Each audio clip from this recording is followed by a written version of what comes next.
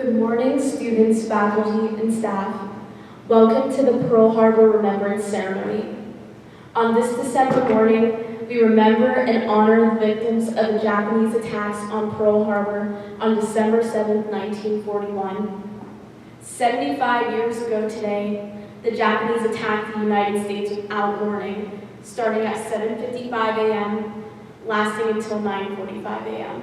on the south side of the Hawaiian island, Oahu. A total of 2,335 U.S. servicemen were killed, and 1,143 were wounded.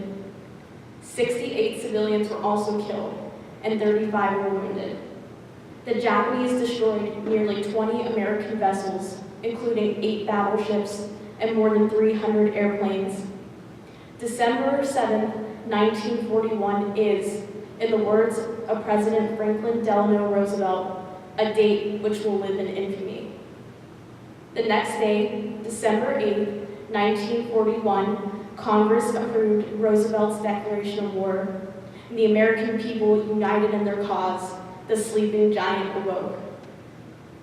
On this day, we will never forget what took place on Pearl Harbor and the lasting effect on our great nation's history. Yesterday, December 7th, 1941, a date which will live in infamy. The United States of America was suddenly and deliberately attacked by naval and air forces of the Empire of Japan.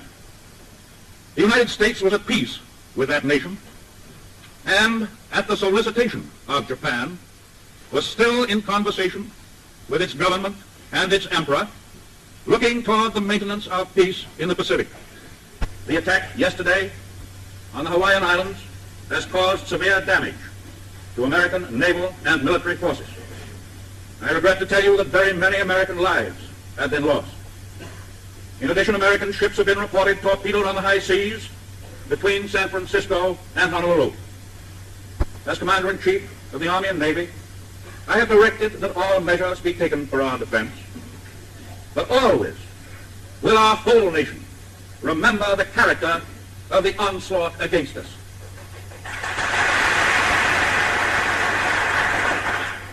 No matter how long it may take us to overcome this premeditated invasion, the American people in their righteous might will win through to absolute victory.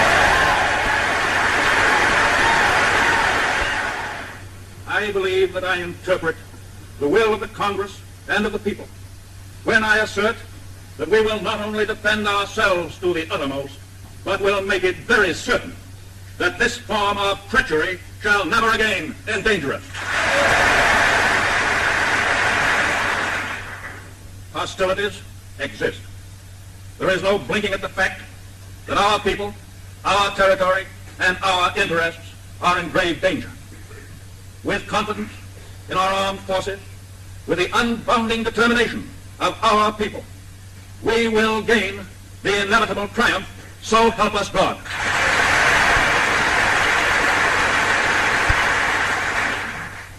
I ask that the Congress declare that since the unprovoked and dastardly attack by Japan on Sunday, December 7th, 1941, a state of war has existed between the United States and the Japanese Empire. Time and time again, the American people have fallen under attack from enemies both foreign and domestic. And every time we have risen from the ashes stronger than we were before. This key principle is a vital part of what it means to be an American. Days like these define us as a people. The enemies of freedom will never succeed because the American people will never stop fighting to protect the values that we hold so dear. When the attack on Pearl Harbor happened, millions of Americans ran to answer the call to duty. We must never forget them. Please stand for a moment of silence as we pay tribute to all of our brothers and sisters that have given the ultimate sacrifice.